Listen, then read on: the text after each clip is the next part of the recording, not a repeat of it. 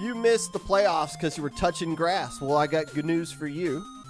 You can continue to touch grass and listen to this at the same time. If you have a Twitch on your phone.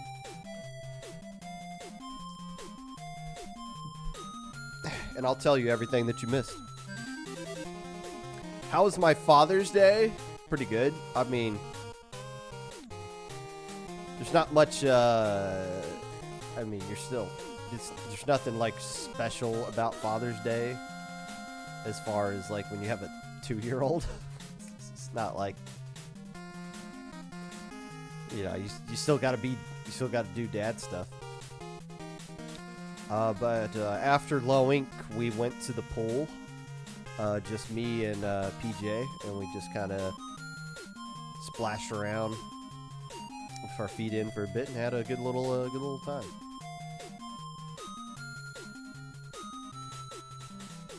I don't know. I'm not really a big birthday person. Like, me personally, not a big birthday person.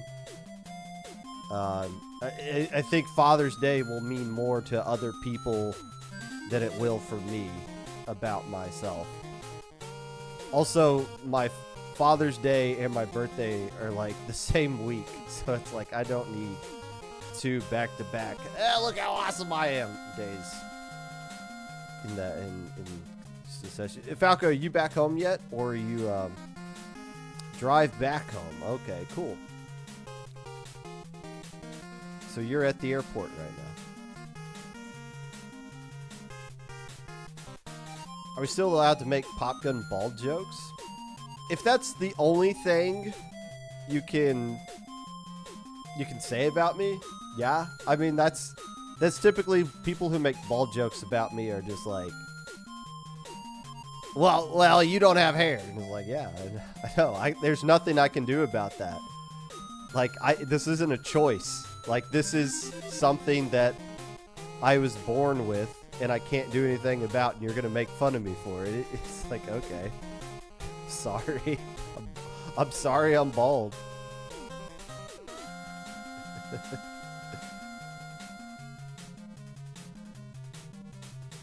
I'm sorry I'm bald. I'm sorry you're blue.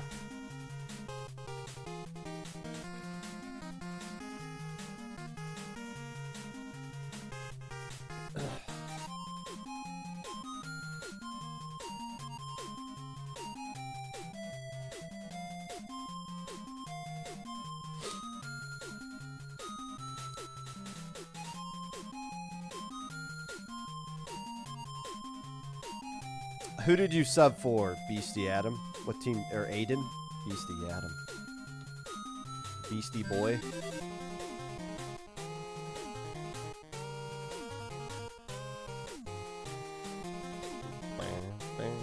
What song is this?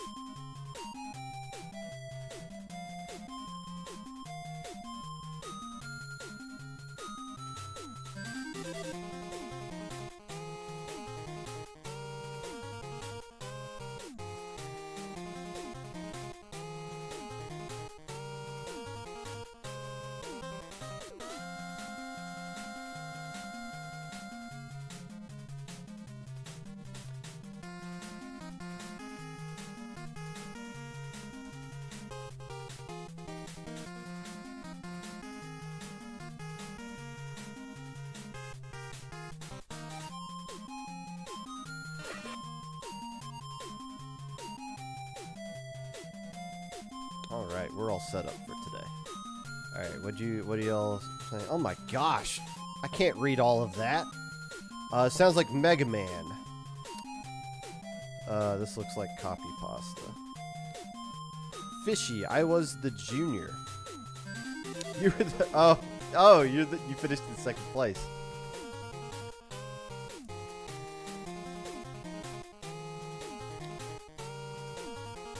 The second place team. I don't think people realize how bald Popgun actually is. I'm actually not like completely bald. I could grow my hair out if I wanted to. The level of baldness is absolutely insane and never before seen in the history. All of the baldest players in history not have ever had remotely the same amount of hair loss in the time period that Popgun has displayed. I know people in this community that are actually balder than me. Not that it's a competition.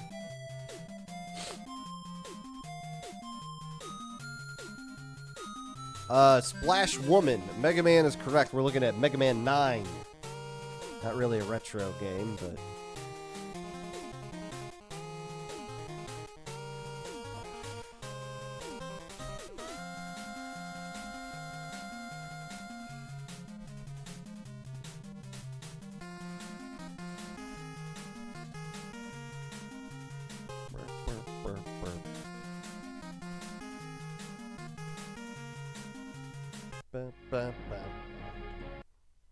What's that?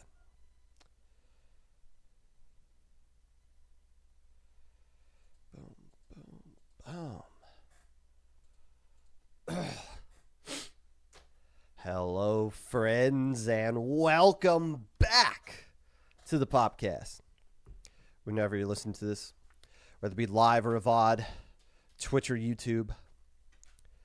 While you are wondering why the influx of viewers for Splatoon are not watching your stream,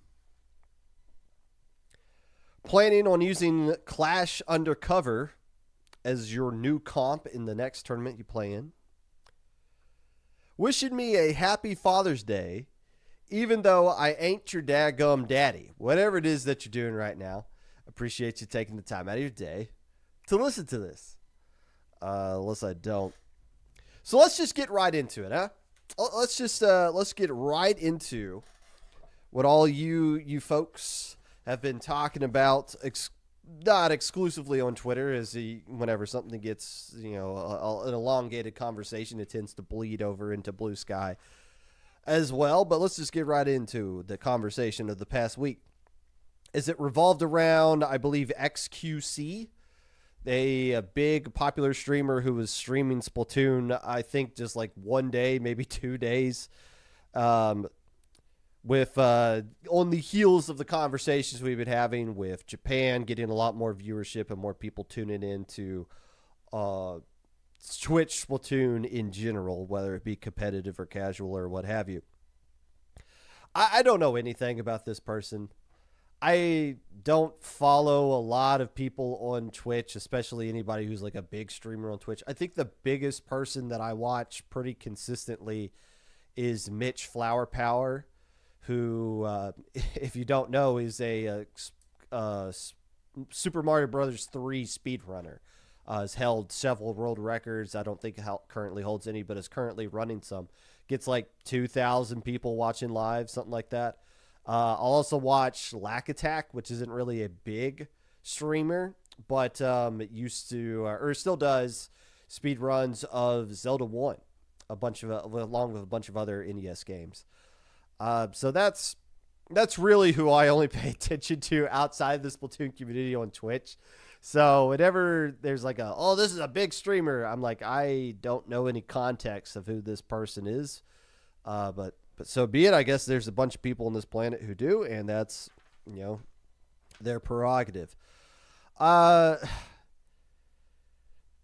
it's, I've seen a lot of the conversation about it. A lot of people who are on the camp of, well, this is good that people are putting the eyeballs on Splatoon. That's great. And then a bunch of people are saying like, well, this person actually is pretty bad and has a pretty bad following of unsavory characters. I don't know any of this stuff. But here's what I do know, okay? And here's what I've gleaned over this past week. Is there going to be somebody who's going to be finding out about Splatoon 3 for the first time in their life or be inspired to pick up Splatoon 3 based off of watching one of the streams from the past week? And will that person go on to become the next top level player who will create content and will bring in other people in the community and spread joy and love across the community? I don't know. Maybe not. But what I've gathered and what I want you guys to understand is the reason this is being consistently streamed by this person is not to put a spotlight on the competitive Splatoon community. It's to farm reactions from people. That was evident to me by seeing what they were doing. Oh, let me go to Twitter and see what people are saying about me playing this video game, and let me just react and negatively to all of them reacting negatively to me. And I instantly got it. I was like, okay, this is why there's a ton of people watching this stream, because they just want to see nonstop negativity and reactions based off of everything with that. Like that's the whole gimmick. So don't think that this person or anybody really who's streaming Splatoon is doing it just to like, I want to figure out about this. No, it's a show to get negative reactions out of things and then move on to whatever else they can just get their hands into. So don't think this person's positively affecting things out of the goodness of their heart, because that clearly was not, based on just the things I've seen, that's clearly not the intent of any of this stuff. Will there be somebody who will come into the community because of that? Sure. I don't know. Cool. Maybe. Possibly. Statistically speaking, I was sure somebody was like, yeah, I'll give this a try. The reason that new person would stick around long enough to where they would get invested into the competitive Splatoon scene and climb the ladder and what's the Popcast? I'll tune into that, would be because of the community. The community would either inspire people to continue to grow through it, or somebody saying, this isn't for me, I'm dropping out, I'm going to go do something else. And the community has nothing to do with big time streamers who are just trying to get reactions. Just keep that in mind. Are there good pros and cons to this kind of thing? Yes.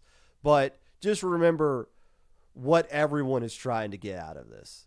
The big streamer trying to just get reactions out of people. And if we get a few players out of that, is that a net positive? I don't know. I was just surprised by how, well, actually, no, I'm not surprised considering the following of this person, why it was a drawn out conversation and why we were having people going back and forth within the competitive scene. But man, just remember what everybody's trying to get out of this as individuals, because we're not all on the same page as far as that. I'm just here to have fun. Unless I'm not. News that may be of interest, tournaments that may be of interest to the casual listener of the Popcast. It is an In the Zone week. It is In the Zone number 52, which is the, you saw a lot of people saying, I'm going to retire, but I got to play an In the Zone this upcoming week. It's like, okay, remember that. Sure. Also, the Splat World Series Eastern qualifier is this Saturday. There's some rumors floating around that the Japan is not super interested. So I don't know what's going to happen with that. But the good news is that the Western qualifiers will be coming right around the corner, and you'll be one to keeping an eye out for that. Today, we're going to be taking your calls, because I want to get your thoughts on anything you guys want to talk about. You want to talk about streaming Splatoon. You guys want to talk about Low Ink. You want to talk about the Splatoon 3 North American League Season 2 playoffs. You can talk about that as well. Or anything Splatoon related. I'm an open book. Unless I'm not. For the most part. And we didn't talk to you guys last week, which was kind of refreshing. So I want to hear your thoughts on literally anything. All that and more. But first, I'm going to start off with Low Ink briefly. because I have a new thought about Loink that ties into some conversations people have been having about this community for the past couple of months now that you would think isn't related to Loink, but I'm going to make it attached to it anyways because I've had this interesting thought over the past weekend. But before we get to that, shout out Cherry Deep Sink for winning this edition of Loink. A perfect Saturday followed up with a semi-perfect Sunday. Nicely done. Only 2 losses the entire weekend. Not too shabby considering this team with basically the same exact roster. I think they just had less players than what they had a month ago, but they finished 7th place in Alpha Bracket. So they went 7th place, same roster, curb stomped Loink. Are they too good? Yes, they are too good. They are now banned from Loink. They proved it by winning the tournament.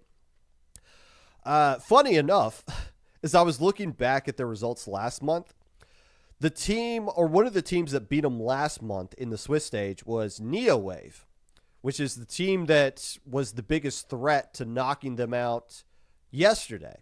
NeoWave played off stream against Cherry Deep Sink, but almost had them down to a 2-0. They won game 1 against Cherry Deep Sink, and they had a pretty massive lead at Rainmaker Humpback in game 2. Big comeback by Cherry Deep Sink to tie up the match, and then it was just all over at that point. But NeoWave, a team that beat them last month, almost had them up 2-0 and could have found a way to squeak out one more win to knock them down the losers bracket. Cherry Deep Sink said, nah, this is our weekend. We're going to take care of business. They get the 3-1, and they don't look back since. They go through and win the whole tournament. Their opponent in grand finals, I was pretty critical of them during my commentary, and I'm actually pretty proud of that.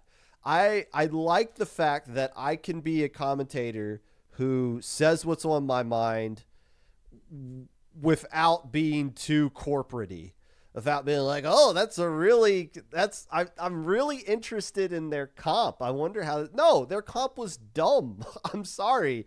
Why are they using Clash Blaster in an undercover Brella that has curling bomb and killer whale? Like that was bad. It was really bad. The game 3 comp where they had triple ultra stamp, like so be it. Maybe you're thinking like, okay, we could do something against their snipe rider, like they can't cancel these hammers as easily as a Splatling would. And they ended up winning the game. Rainmaker Humpback with the triple hammer comp, but the Clash Blaster undercover, like, just save us all time and just say we're going to forfeit game 2. Like, we could have just saved ourselves 4 minutes and moved on with the tournament if that's the comp they were going to use. And one of the players just now said they're going to come on to take your calls. There's no defending that, but I would love to hear your thoughts regardless. Now, there's probably nothing they could have done. They could have, they played them 7 games. They lost 6 of them. They're probably just like, okay, there's nothing we can do to beat this team. Let's just throw something crazy at them and see if it works. Because Cherry Deep Sink was going to win the tournament regardless. And nicely done to them. Now, let me tie in this tournament, or Loink in general, to some conversations that have been going on in the scene for the past couple of months now. Because I've been thinking about the future of Loink a lot. And I think despite some of the conversations I've had here on the Popcast the past couple of weeks, it's fair to say that the future of Loink at some point, whether it's 2 months from now or 2 years from now or whatever, the skill cap will no longer be heavily influenced by what Ludi div you have, but by what your highest X rank power is. I see that being a thing in the future.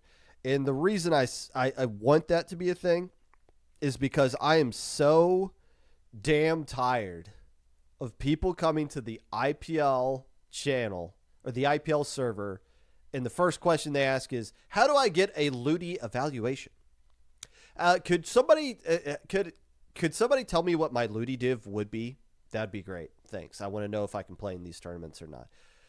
It's like, and we always just tell them, like, look, Ludi Divs they're not affiliated with us. It's seeding for this tournament. We'll give you a link to this tournament, but we link them to Ludi. And what's the point of linking them to Ludi? Ludi's going to be like, yeah, we'll run another tournament in 8 months from now. So it's like, why do they care? Why are we doing this?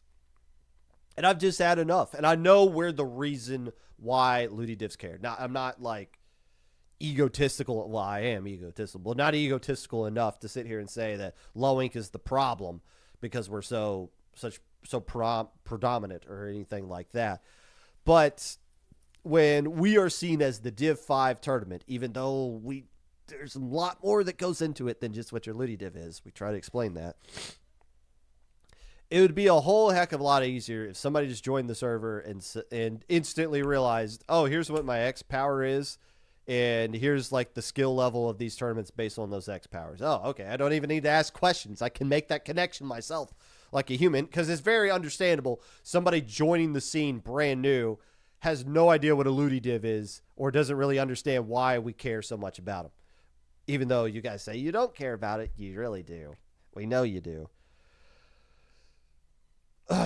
Now, I said last time that I talked about the comparison of X ranks to results, how the thing that separates people who just play X rank and nothing else, I called them I called them casual sweaties. What separates them from the competitive scene is people who actually play tournaments. And somebody took that out of context, of course, and said, well, I guess Japan is just casual sweaties. That is not what I said. You guys know that's not what I said. If you actually listened to what I said, you know I wouldn't have said that. You put words in my mouth that I didn't say. I said that what makes somebody different from a casual sweaty is if they're playing in tournaments or not. Which, if you are a really strong X-rank player, odds are you probably are playing in a competitive tournament. Anyways, so there you go. I'm not calling Japan casual sweaties. I've never said that. I never will say that. You guys saying that I said that is on you, not me. With that being said, I also said that there appears to be a direct correlation between what your X rank is and what type of results that you get. Every kind of graph that Joy seems to create seems to indicate, like, yeah, if your like X power is somewhere along here, it's a direct comparison parallel line with the type of Ludi Div and the results that you get.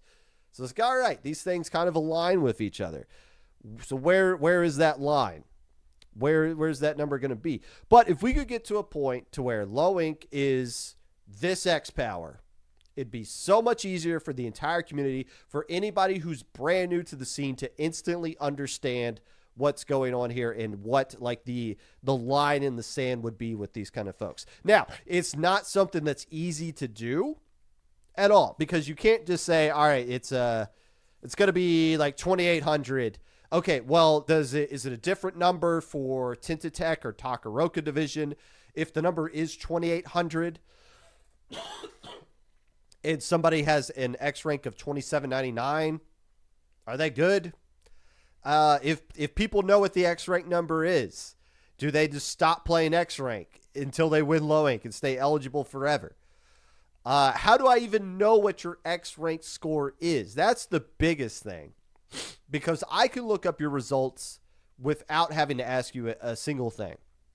And the wizards at IPL have created a way, and maybe I'll make a video about this later, to where we can connect and search Battlefy for like all the information that's already public and already out there. We can just find it way quicker than anything else. I think start.gg as well. But I cannot figure out what your guys' X powers is. I can't do it. There's no way to search it as far as I'm aware. The only thing we could do is ask every single player that signs up for low ink what their X peak is. And is it like, okay, well, what mode was that in? What division was that? Are you even telling me the truth? Are you lying so that you could stay eligible? Are you lying so that you'll get banned just so you could say you're banned from low ink and impress somebody who's looking for it? Look, you can recruit me now. Popgun said I'm banned from low ink. I can play for your team now. because you said you're only looking for low ink band ones. Well, Popgun improved it. Like there's a lot that goes into that. And I don't know if there is an answer to any of that. And it might be impossible to figure out a verification system based on X ranks that's actually fair and is something we can trust. But I think I've reached a point now where I just say, to hell with it. If we could figure that out, I wouldn't say next month, but in the coming months, if we could figure out that verification thing, I would be all on board with putting in a new rule in low ink that says if you are at a certain X rank, you can't play. You're banned from low ink. And I think that would have huge rippling effects across all the other skill cap tournaments that copied us anyways. And I think that'd be a good thing. We got a long way to go, though, and I just wanted to throw that out there. And I want to get your guys' thoughts on that as well, as we're going to be taking your calls. But once again, congratulations to Cherry Deep Sink for winning low ink. And doing it on the same day as the Splatoon 3 North American League Season 2 playoffs, which is an awesome thing. Speaking of the playoffs, a huge congratulations to back-to-back champions Milky Way. I remember when Milky Way won the last tournament, the last league, I guess I should say. And then Jared was coming out and was like, man, it really sucks that like we're disbanding and we're not going to be playing together anymore in future events. And here they are again, going through an entire league, only losing twice, dropping 2 or I guess 3 total matches. One of them to FT win, the other 2 to people who were but nobody who made the playoffs really had I shouldn't say they didn't have a shot at beating them, because there were teams. I mean, Milky Way or Moonlight came obviously within 1 game. Cream Soda was capable of doing it. There was other teams that had potential to beat Milky Way, but the fact of the matter is nobody was going to beat them. They're just 1 tier above everybody else. They're knocking on the door of PXG. I mean, this new patch that came out, there was some talk that maybe that would favor Cream Soda a little bit, and I don't know. Like, I'm not as in depth of a game nerd with this to break down every frame of the 8 games those 2 teams played against each other and be like, oh yeah, the patch really benefited Cream Soda here. The fact of the matter is it did not benefit Cream Soda on the actual scoreboard. They played 8 games. Milky Way won 6 of them. It is the better team. Jared talking about how difficult it is to play dualies, and it's like, well, you still won. I mean, you still won a lot of these things. Now, you take that team up against PXG in the new patch, I don't know. I mean, obviously you would favor PXG, but you think about the last time those 2 teams played in the Super Jump, it was 1 frame away from Milky Way almost winning that one and finally dethroning PXG. So I feel like those 2 teams are right with each other. I think if there was a betting line, I think it'd be fair to put that as just like a half-point favorite into PXG now, but PXG obviously can't play in this league. FT Win wasn't available enough to play in this one, so there's nobody that can, again, teams that can beat them, but nobody that was actually going to beat them was here, and they took care of business. In fact, the top 3 finished as they were seeded. Enemy was the team that finished in 3rd. They were the number 3 seed. They were the 3rd best team all season long. The top 3 finished how it should have. If you just not just, well, because of the seeding, but just how those teams have been playing all season long. Those were the top 3 teams in that specific order. Shout out to Content Cat. They looked solid until they didn't. They had a legit path to podium because they could play teams that they have beaten before, but Moonlight was just a little bit too much for them in loser side of things. And here's what sucks about Enemy and Content Cat is just be a team already. Like, did the 4 of you just get along for that 3 months that you played together? If yes, can you guys just keep playing together? Like, we would appreciate that as fans. That would give us some consistency to look forward to. Content Cat's a fine name. Enemy's a fine. You can make a Blue Sky account with your team page with something like that. Let's roll with it. Like, just keep going with that rosters. It was fine for both of you. But no, you guys are going to probably play in the zone, and you're going to name yourselves Butt Fart McGee. And then anything we can do to build off the hype you guys created over the league is going to go away because you're going to play with some stupid pickup name in these tournaments. If Content Cat and Enemy sign up for In the Zone, I'll watch. Yeah, I'll watch that. But they sign up as something stupid as pickup names because we know these players are going to play it anyways. Nobody's going to recognize them. Nobody's going to tune in. And we just lose all that momentum. Just be a team already.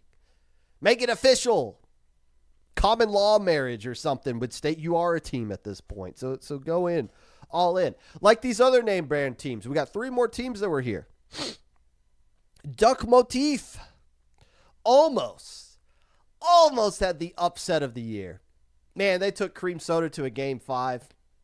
Couldn't close it out. But they almost had what would have been the biggest upset of the entire year. Now, it's not a knock at Duck Motif. It's like, oh, well, you beating Cream Soda is a big upset. That's more the praise of Cream Soda and what that matchup between those two teams has been over the course of the season. It's been pretty much predominantly Cream Soda winning the vast majority of these things. Shout out to Falco for sending me that little website thingamabob that showed all the breakdowns of the matchups between all the teams in the top 8. Duck Motif obviously didn't get the job done, though. They they swept Heelbook out, and then they ended up losing to Enemy. No, they ended up losing to Moonlight. I believe 3-1 there. By the way, Heelbook, man. They picked the wrong time to stop being Mr. Hyde and to turn into Dr. Jekyll. I don't know what canonically the story that causes Dr. Jekyll to change into Mr. Hyde. But they've been Mr. Hyde. They've been a monster all season long. And they picked the worst time to turn back into Dr. Jekyll. They're better than 0-6. They're better than that. And they made their team official. They got the Blue Sky account and everything. It's like, could have taken a game off of this Heelbook. Y'all are better than that. Just a bad week. Just a bad week for them. We can't talk about Moonlight playing in a major without mentioning the fact that, well, another rough one. How do you get so close? How are you always so close? Yet so far away. Moonlight's game 5 record against like Milky Way and FT Win and PXG, if they ever take them to a game 5, their game 5 record against those kinds of teams, it's so frustrating to look at because they're one game away from beating Milky Way and being in winners finals if they were able to pull that off, and you got momentum behind if they could pull that off.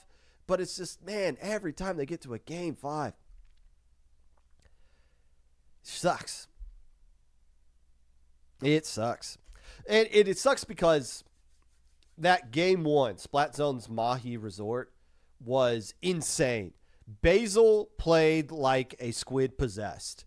That was a legacy game for Basil. And maybe Basil just plays like that all the time. But every time the camera operator was viewing Basil, she was eliminating people I couldn't even see. Like, she was just pointing the gun at somebody, firing it, and it just said, got to splat on .Q. I think she splatted .Q twice in a row, trying to just get set up and just eliminate everybody else. Milky Way literally could not play the video game on that game 1. And Milky Way still won. Man. There must be like some sort of evil leprechaun that's just like in their dreams being like, you guys are so close, keep grinding, you can get it. And then they go through another major and they have another heartbreaking moment and the leprechaun's like, you got close, but keep grinding, keep going, don't stop. Man, someday Moonlight will win a major. Today is not someday, but it will be at some point. It's gonna happen. They got to break through somehow.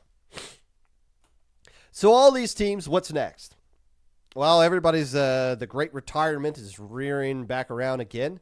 It's funny how people retire whenever the league ends until something else big shows up, and then they're like, oh, okay, I guess I can.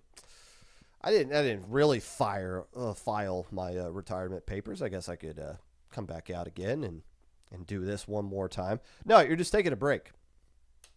You're just stepping away a little bit. There's nothing wrong with that. But we already know what's next. The Splat World Series.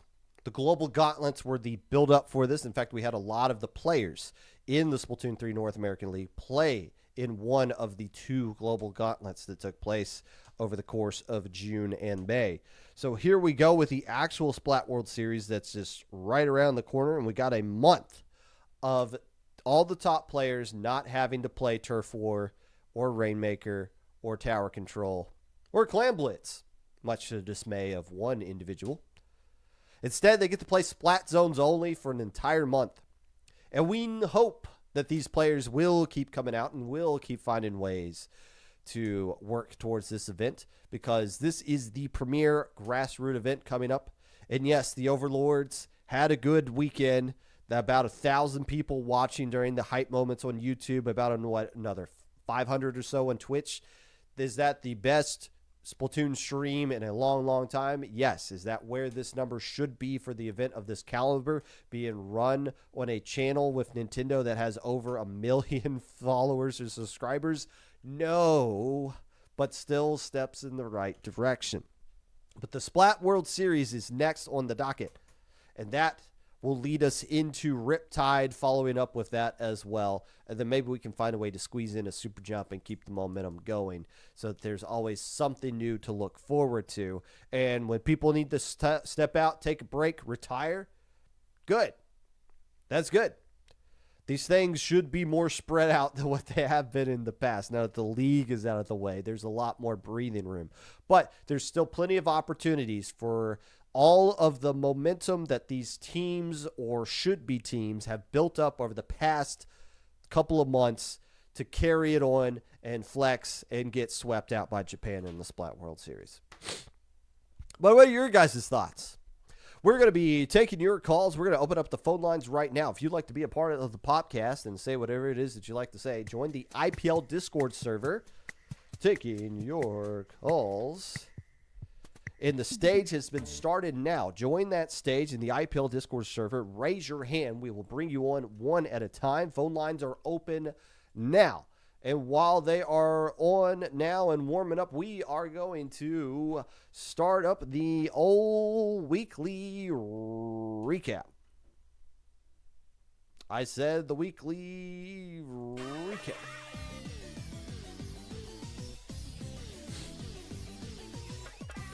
Paddling pool number 374 took place last Wednesday. It was won by the Bill Collectors. Forca, Portugal.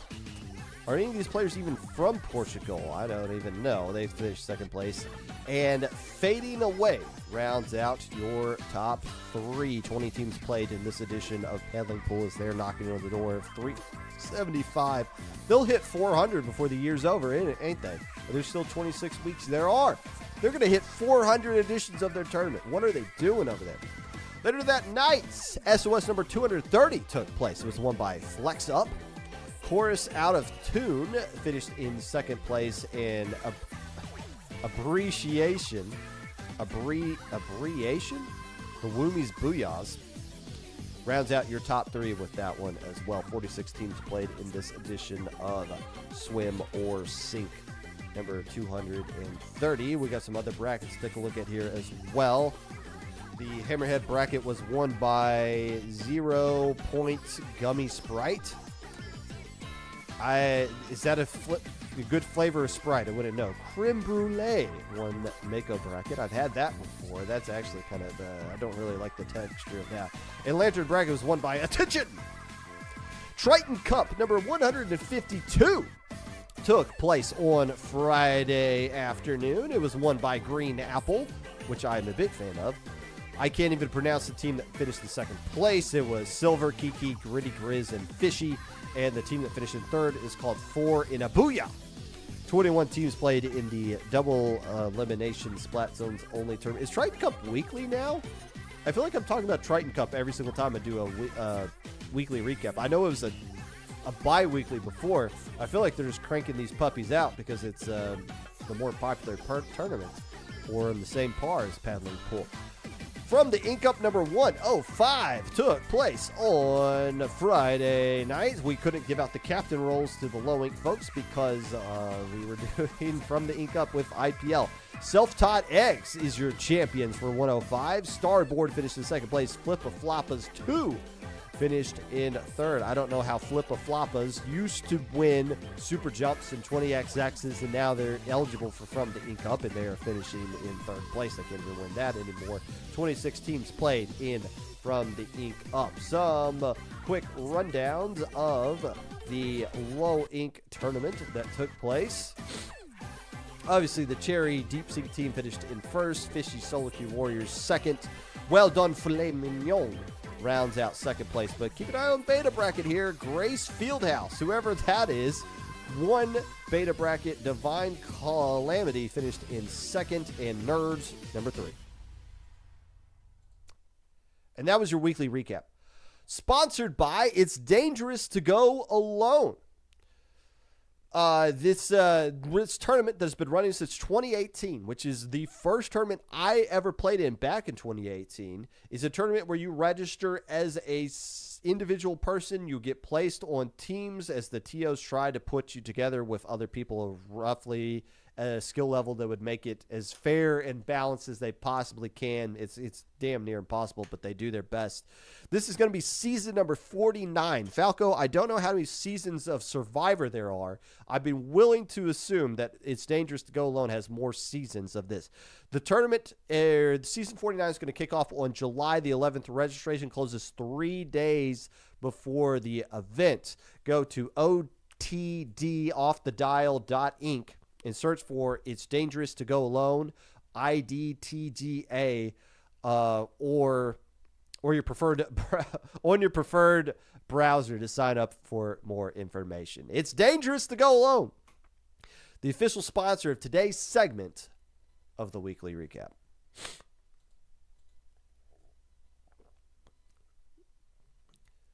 You appear to not be in a Popcast taking your calls channel. Where am I? Oh, hold on. I did. You have to have the Popcast roll to see it. So, and there's 6 people with their hands raised, but we'll move over to be fair to anyone who doesn't have it. So we're in the other channel now, taking your calls, and hopefully everybody who the 6 people there will migrate peacefully over here. As I made it an exclusive. You need to have, this is a follower-only chat that goes with this. All right, we got a lot to talk about, so let's roll it down. We're going to start off with Aiden. Aiden, good morning. Hello. So, I was part of Fishy Solo Queue Warriors. Explain yourself. Okay. So, for context, I was a day 2 sub. I had no involvement day 1, but apparently the team members or everybody else on the team ended up fighting Cherry Deep Sink and ended up losing. That was their only loss for all of Swiss. I get brought on as a day 2 sub, and I'm mostly brought on because I was one of their members was a sub for Rest of the Milky Way before we disbanded. We go through all of bracket pretty fine. We get to winners finals, get 0-3'd by them again. So it's like, okay, at this point, it's kind of like they're pretty much going to win low ink. So by the time we get to grands, I'm still like, I want to at least like try to take this seriously so that I still have my reputation intact and not like get banned for like trolling in grands. They had a different approach. I basically kind of stayed quiet during all of the comp building. For game 3, where they went triple stamp, they tried to get me on hammer. I said no. I want to be I just want to stay my weapons and try to exist and try to take the game seriously. We somehow won that, and we were not expecting to. So you're admitting that after game one, it was basically, yeah, let's just meme for fun and get it over with. Not even after. It was like by the time game one started, we were already kind of like, Well, okay. Look, you wouldn't get in trouble for memeing in grand final. You got the ticket. You earned the right to play in grand finals. How you want to approach it is how you want to approach it. I mean, at least you played. But yeah, that's. It was pretty obvious to me that game two. I even said it during the chat or during the cast. It was like, I think they're just giving up. yeah. I was watching back the stream, and I was just like, I respect Grace for trying Yeah. to give us hope, but like Popgun's on the right track. Like there's Well, like nothing we should be able to do to win this. yeah, Grace gave the professional commentary that she could give in that moment, and I gave the I have tenure as a commentator, so I'm just going to call it like this. So there you go. Okay, so did you play all of day two with this team? Did you play the whole weekend with this team? No, I never got a day one team. I only played day two. I played in every set for day two, but I didn't play the entirety of it for. I think it was the first set that we got streamed against Payback. I only played for game 5 of it. Okay, but you're able to put some good effort there, get your name out. Are you know? Excuse me, I'm collapsing inside. Did you are you on an actual team, or are you just a universal free agent right now? I'm working on it. I'm still as a free agent because rest in Milky Way, rest in peace. Haven't had much luck since because junior stunks are down. And So. Big Bubbler just got kicked in the shins with the Yeah, for some reason. I saw the bubble nerf. I was like, no, I'm already in FA. Help, please. Well, you can now put on your resume second place in low link. So you're not banned, but you came close. You came 5 games away from achieving that. All right. Well, I appreciate you coming on and giving us some additional context. I don't think less of you, but I am going to be giving you the side eye now because you were an accomplice to that shenanigans that we saw yesterday. You're not guilty, but you're in sus territory now, so tread lightly. I will. Don't worry. Back to the audience. We're going to keep moving down the list. We're going to go with Blue Flare, who I believe is Alphine. Is that yes. Hello. Who is Blue Flare? What could you tell us about that? That's my team. It's yeah, Blue Flare's my team. We've been around for about 6 months. Echo coaches us. There's not really much else to say beyond that. Not yet. You were in my hometown this past weekend. Yes, I by a strange stroke of luck and universal coincidence, one of my teammates drove all the way from Boston to fucking Nashville, Tennessee, and we arranged it so that they would rent a car, right? And they would drive to Bowling Green, Kentucky, and I would drive to Bowling, Kentucky. And it turns out there was a furry meet at the same time, so we just hung out with them for 2 hours. And we played Splatoon, and we did things. I posted pictures of my blue sky if anyone's curious. I saw that, and I was like, "Oh, that's I've lived in that town from age 1 to 24, so it's meaningful to me. I missed a bunch of furry conventions. I didn't know we held those down there, but I'm good to hear that's going on. Anyways, what is your take? What you call in for? Yeah, I have 2 things, maybe 3. I want to talk mainly about discussion related to XQC and streamers in general. Okay. So, first and foremost, there is a big difference between Splatoon 3, the video game, and Splatoon 3, the competitive scene. I do not have sales data I'm just looking it up right now on the fly. In 2024, Splatoon 3 sold 11 million copies, right? Yes, that sounds about Our right. our most popular event in terms of attendance, right? Ludi obviously gets like maybe 2K players max. That's maybe 1%. I don't know if that's the right map, but it's like definitely like a fraction of that, right? Correct. Realistically, XQC and like any other variety streamer, right? As you said, they're doing this for clicks. They're doing this because something they can do for a couple days, get reaction bait out of, and then they just move on to the next thing. And it's like, I feel like my main gripe is I felt like people were focusing on the personality doing it rather than like I don't know what to I have words. I'm trying to think of the right words. It's like the focus in my mind should have been on like what does this mean for us? Right? I think I saw some people talking about that, right? But it felt like a lot of people were just like, "Wow, XUC in a toxic community, they're gonna completely destroy our scene," right? And that's just not happening. Like XQC has a couple million followers, right?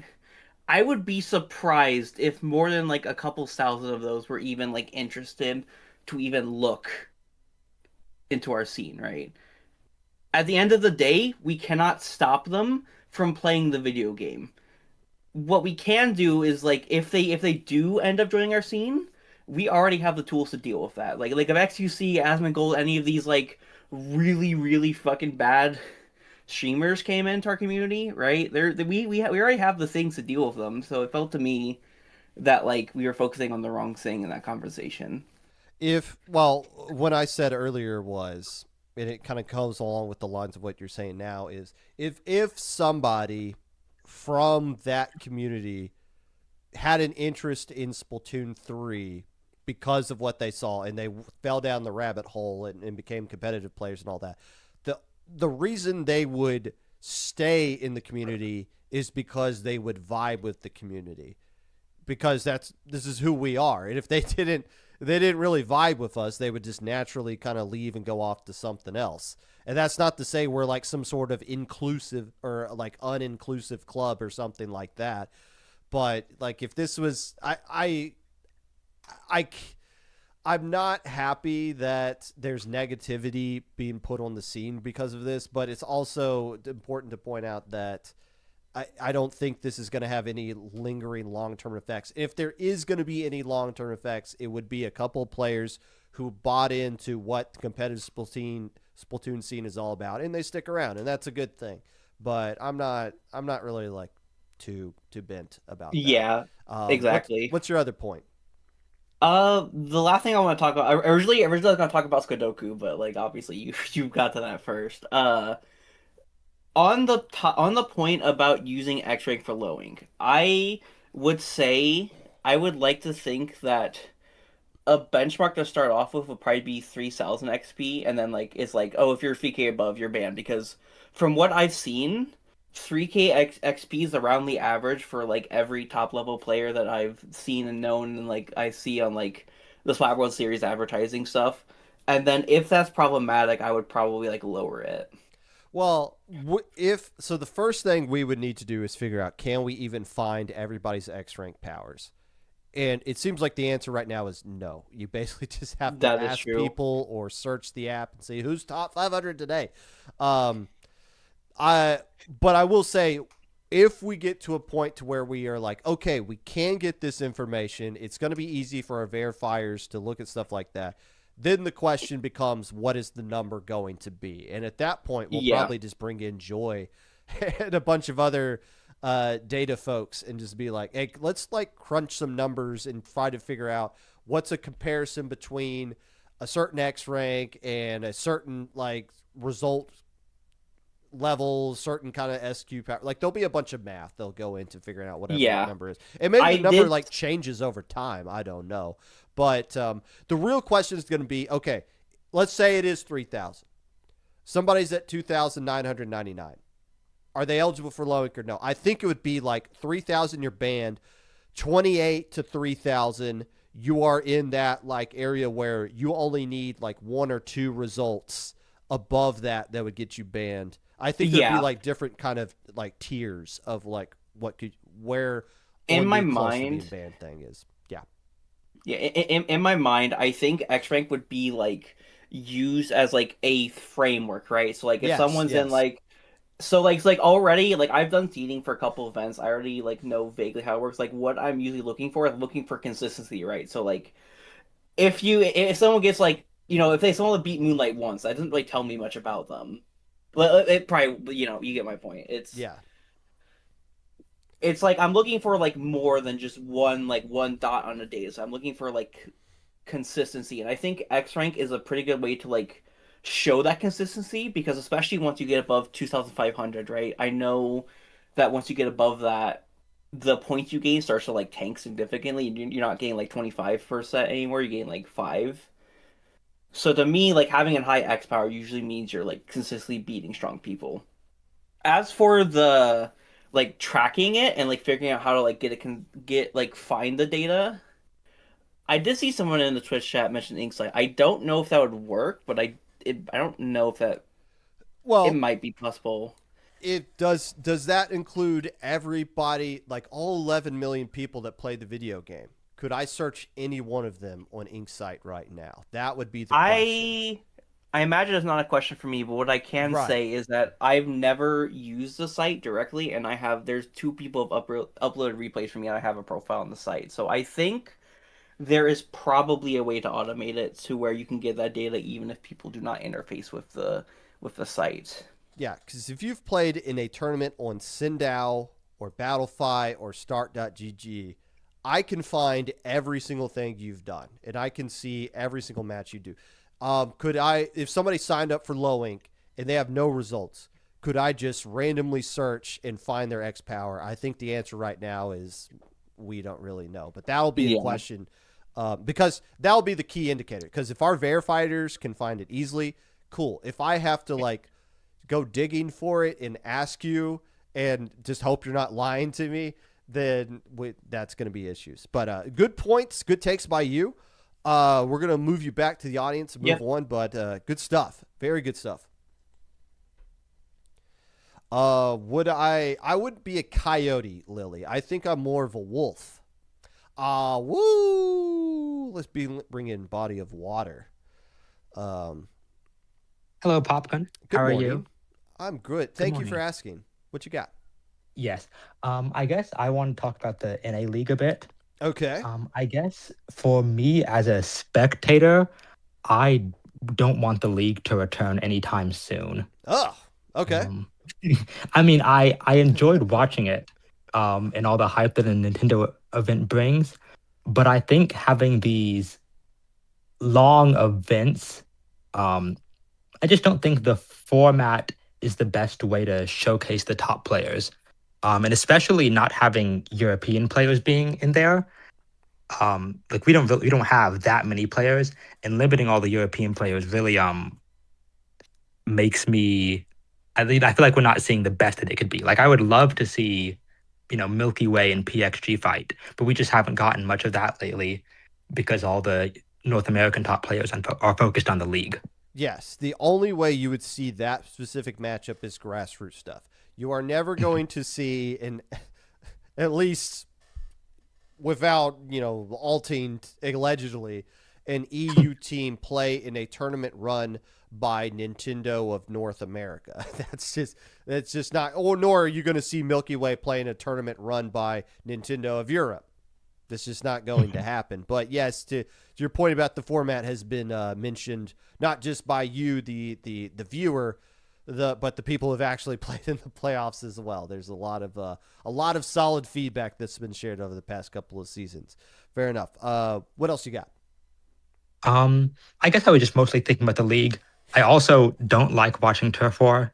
Um, Okay, so I'll let you get back to your point, but I will say this: yeah, I don't know about playing in Turf War. I'm fine with the drama of once it's done, and sometimes like it takes a lot of the drama out when somebody's in danger and it ends. Mhm. And it's funny whenever Jordan Kent's like, well, we'll have to see what Little Judd says about who it's like. They're in danger. Yes. What are you talking about? We're done here. But if you go to a game 5 of a tournament, of a match, and it gets to that screen, and you legit as an audience member don't know who won until Little Judd and them do the breakdown, that's pretty hype and pretty exciting. Is watching them just do nothing for the first 2 minutes and then throw punches in the last minute, and it's only 6 people because you got 2 people using the reflux and they're just not doing anything fun. Like that's not cool to watch. No, but the actual drama, the buildup of who won, that can be exciting at times. Yes. Do the overlords give you any specific instructions to not say who you think won before the official the cats have their decision? So I don't want to answer that question just because there might be a time that I'm sure that's a question that's fine to answer, but you might ask a question and then I'll be like, well, I was contractually speaking can't answer that. So I will politely decline that. Although I will say, like, I don't think they care if you point out like I don't think Jordan Kent did that because he was contractually obligated to do so. I think he was just like didn't realize. Yes. You might say way of saying that. Anything else? Nope. I think that's it from me. Fair enough. Okay. Good job, Body of Water. Good takes. Thank you. And we'll make sure you never have to see Turf War and IPL events. How about that? That's the best I can do. Okay. Thank you, Popgun. I wish I wasn't in streamer mode because I'm pretty sure this is CKK if I could see more than just the C. Is that who you are? Yes, this is Thank he. you. Thank you. I would have been Hello? disappointed if you were somebody else. How you doing? I'm doing good myself. How about you? I'm doing great. Thank you for asking.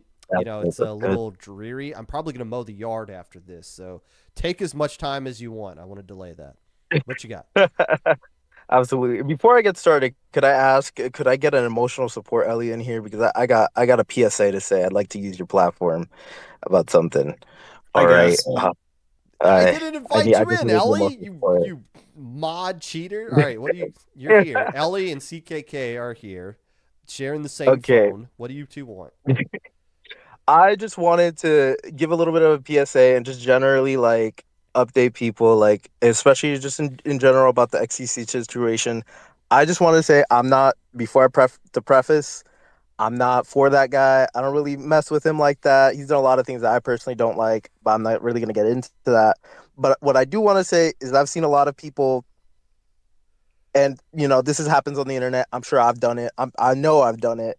But essentially, putting stuff out into the internet or in public or in general that you may not know too much about. That's the truth of the situation. And I think we've all been susceptible of it, but especially in situations like these, when you're talking about bigger communities, bigger people, it is so important to make sure you actually know what you're talking about, not just, oh, I heard this from this person, these people broadly are like this, that, and the third, right? Again, you can have your opinions. I'm not asking you to change your opinions about nobody. But what I will say is in the past few days, I have seen on the Hell site that, a lot of engagement. Even the big streamer himself, XCC, has been engaging with it. But a lot of bad actors have been as well. People in comment sections, which is normal for that site. But I've even seen a lot more of these typical drama YouTubers start getting in on it. And that's always a recipe for disaster. And they're using a lot of out of context clips or just people saying things off the cuff or crazy, and they're making content about it and everything. And I just want to remind people like, hey, I understand this stuff is frustrating, or you may not like this guy or whatever the case is, but please, if you are going to talk about it, please be informed about it. And honestly, conversations like these are best kept as insular as possible, because bad actors will come in, take screenshots, show things, and then spin narratives and everything. And I'm seeing right now, like, people from our community currently going private, deleting posts, because they're just getting nonstop harassment, especially from bigger drama YouTubers, especially within like the Nintendo and Super Smash Bros. Community that have caused a lot of issues in those communities to come in and start doing the same thing because they especially target these like quote unquote woke communities as they put it. So I just wanted to give a PSA out there like, hey, be safe. uh Limit your what you say on the internet or be wary of it. Don't say things that you're not 100% positive on. Don't just parrot things.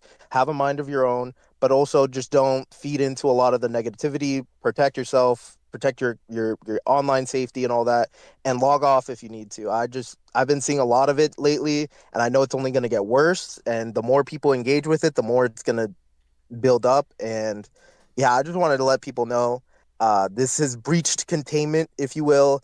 It's time to start wrapping it up. Listen, if we just stop talking about it, it'll stop. They'll run out of coal to fuel the fire. So I just Excellent. wanted to let people know about that. Excellently said, CKK. Didn't I see somebody, I forget their name, but there was somebody who was like putting a thumbnail and a quote attached next to their PFP in that thumbnail, and the quote was like something they didn't even say. It was like I forget the Yeah. name. But Yeah, somebody that's from our the community. YouTuber I'm referring to. Yeah, Yeah. Technicals. He's been known for creating a lot of drama and drama YouTube. And listen, you could have your own opinions about that guy too. Listen, I'm not gonna even sit here and say he's completely wrong about everything he says ever, but I just don't like his vibes. That's just my personal thing. I'm not really gonna say more than that. But like, if you do just steer clear of that kind of stuff, drama YouTubers in general, whatever side of the aisle they're on, they're just not good business. And that they're making us look bad to other people, but at the same time, just protect yourself. You don't want that harassment either, please. Especially if it's not something you know very well. Keep it in your Discord. You have friends. We are a tight knit community. There are plenty of other ways to talk to each other outside of public spaces that people can try and invade. Ellie, did you have anything you wanted to say, or were you just holding? You just wanted me to hold his hand. Okay. Yeah. Well, there you go. Thank you for coming on to share that. Is that all? Did you have anything else you want to mention, or was that it? I mean, NA League was fun. I watched it. I was watch partying with Ellie. That was a lot of fun. Go Milky Way 2-time champs. I wish it was a little more competitive.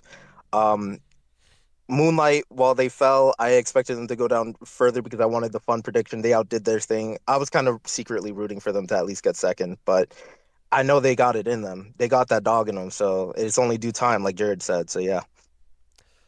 All right. Well, you don't be a stranger around here, and I'm sure you'll have a lot to say on the next episode of the Splat Chat. Yeah. That's gonna be on Friday. Well, we'll see. We'll see.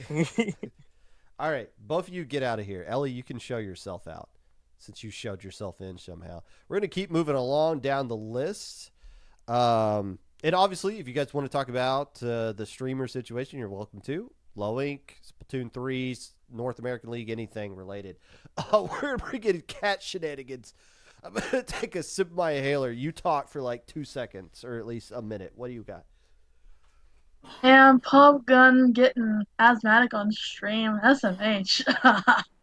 So recently there's been a lot of talk about viewership. Like discussed last week with Ellie, commentary is a huge thing when it comes to our tournaments. And as a commentator, I feel strongly about that. I agree with that. And do you think there's a secret technique to making tournaments and its commentary more appealing to the casual viewer? Or do you think there's only so much we can do in that aspect? That's, if I knew the answer to that, I would have a lot more people watching Low Inks than what they have been in the past year or so. I don't know.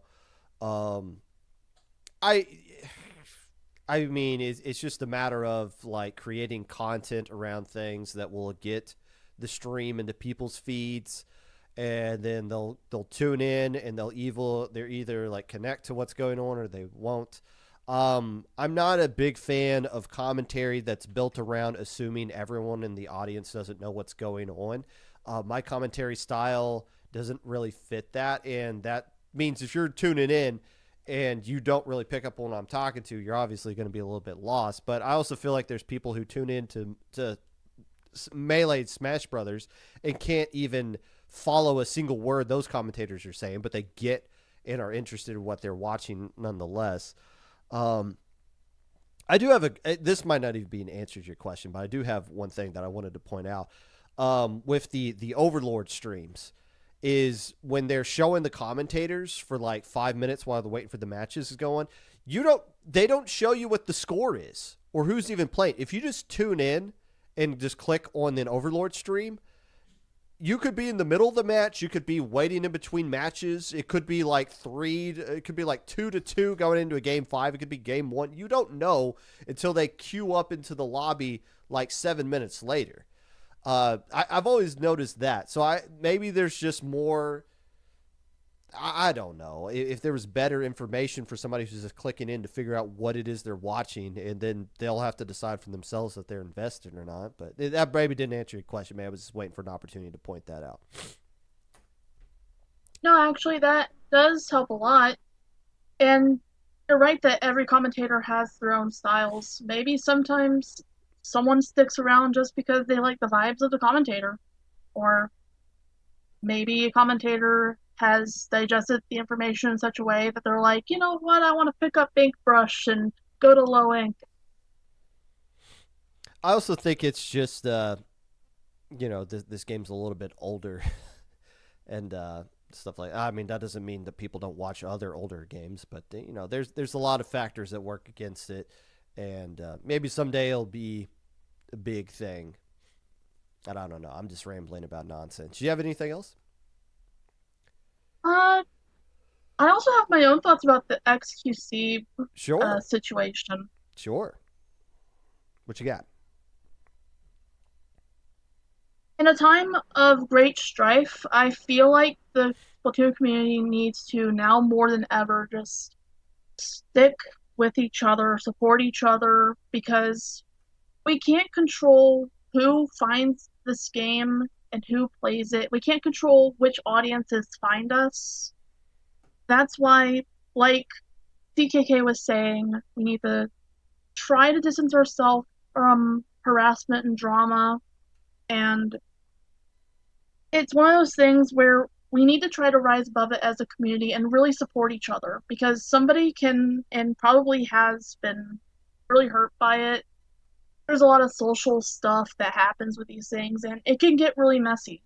So, and while it's true that it is viewership, and it's true that XQC is doing this for a quick buck, you never know who's going to stick around, and, maybe someone might like our vibes and say, hey, maybe multiple someones will like our vibe and say, hey, wait a minute, this game isn't so bad. That's, yeah. I agree with those points for sure. I'm not super excited about the viewership coming into this scene. Like, again, if somebody sticks around, it'll be because they vibe with the community, and if they don't, then they'll go find somewhere else to be a butthead in their life, as you kind of pointed out there. Thank you. Is that all you got? Cat shenanigans? That's all I've got. Now, thanks for having me on, Pop. Asking every single week in the Discord if there's a Popcast tonight. Yeah. Okay. So I don't get the notifications. What do you mean you don't? You have the podcast roll, don't you? I started pinging it. Yeah, but I don't. Yeah, but I don't have the notifications. It never comes up. I don't know why that is.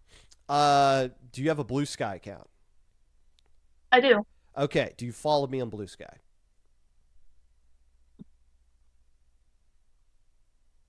I don't get the Blue Sky notifications either. You don't need the notifications. You just got to check. You're just going to be chronically online, and you'll see when I post. I post what the topics are and when I'm going to do it. You know what? I'll follow you back. If you like something, I'll follow you back, and we can be mutuals, and then we'll share all the information so you can never miss another episode again. How about that? Yo, that sounds cool. Thank you, Popgun. You can find me. Find me on Blue Sky's Moku. Will do. You call in any time. We'll make sure you get a spot on this show. Thank you, Cat Shenanigans. Also, got one more question. Go ahead. Just for everybody here, what do you think the Rainmaker tastes like? It's like a golden metal-ish thing. It would probably taste like a flagpole, I would assume. I don't ink those. I just dunk them on the podium. So that'd be my That's so thought. fair. All right. Now, I don't want to drag this on to, and we got a lot of people. So we are going to queue up. We are going to do a speed round. So if you are in the call, we are going to bring you on. You are going to get a total of 10 seconds. And if you waste your 10 seconds being like, hey, Popgun, how are you? That's going to work against you. So we are going to fire away, rapid fire. And already somebody lowered their hand saying, I can't get my thoughts out in 10 seconds. Hello, Chudlings. Give me 10 seconds. This is where you unmute yourself. There we go. Okay, firstly, Hemi followed me back on Blue Sky. And I also want to be a bit more like them and try and incorporate my commentary more. I'm like a big fan of Hemi. Do you know who Hemi is? I've never heard of Hammy. No. Next person. I don't even know your name because I'm in streamer mode. You'll have to tell us who you are and what you want. Hello, I'm SK from Coalition. I just want to say, blowing, very cool, double Splatoon grants. Awesome to watch, and congrats to my friends Neo with an Octaves for getting 5th and 4th place. Let's go, double sploosh. Let's go, double sploosh. Fans are in there. Ellie, you are coming in line. You're not cutting in front of everybody. I raised my hand this time. We got Splat World Series qualifiers July 18th, 25th, 10 a.m. Pacific. Or 18th, 25th, and then 10 a.m. Pacific. Goodbye. Goodbye. There we go. Plugging IPL stuff on the IPL podcast, on the IPL show. Who else you got? What's your name? What you want? I'm BHVF, and I have a question. If you're going to do low ink verification by X Power, how are you going to distinguish between like Keytech Rainmaker versus like Taco Rex zones? Like, where do you draw the line, balance between those types of distinctions? I have absolutely no idea. The conversation first is, can we find this information? If we can find it, then we'll move the conversation towards how we would actually start implementing it. There would be, in my mind, a different number between the two different divisions. I have no clue, no earthly idea what those two numbers would be, but a fair point to bring up. Keon, let's go. Bring us home. What you got? You got it. Fastest 10 seconds. 1, be engaging as a commentator is always the most important thing. That's why I tend to do play-by-play if I don't overlap to Jordan at most time. 2, how do you bridge the issues with viewership, especially with the casual audience? That's all I ask. Well, I don't know. Good enough. I'm out of here then. Hammy, what you got? All right, I'm here. Super salad. That's it? Yeah, super salad. Fun. Oh, soup or salad. I could really go for a soup right now. I'm not gonna lie. All right. Perfect. And that's gonna do it. That is gonna do it. We're gonna disconnect and end quietly. There we go. My gosh. We almost physically didn't make it through this episode. My goodness. Oh, that's going to do it for today's episode of the Popcast. If you'd like to be a part of the Popcast in any way, reach out. My socials below. Twitter at, the hell with Twitter. Blue Sky at Popgun. Discord at Popgun. YouTube at 25 Popgun. Twitch at Popgun 25. I don't know what we're going to talk about next week, but if you are looking to commentate for Riptide or volunteer for Riptide, those applications are up right now. Go to a social media website that you feel comfortable going to, and you can get that information and apply. I've applied for both of those things. With that being said, make sure you guys stay safe. We'll try to raid somebody today on Twitch. Oh, I saw that I'm live on YouTube as well. Shout out if you're in the YouTube audience and you said something, I didn't see it, but if you didn't say anything, well, I don't really care. Let's go raid Rose of Battle. Make sure you guys stay safe, get vaccinated, wearing a mask when applicable, and if you have an inhaler, make sure you use it before you do a Popcast and not after. Good night. Good luck. GG's.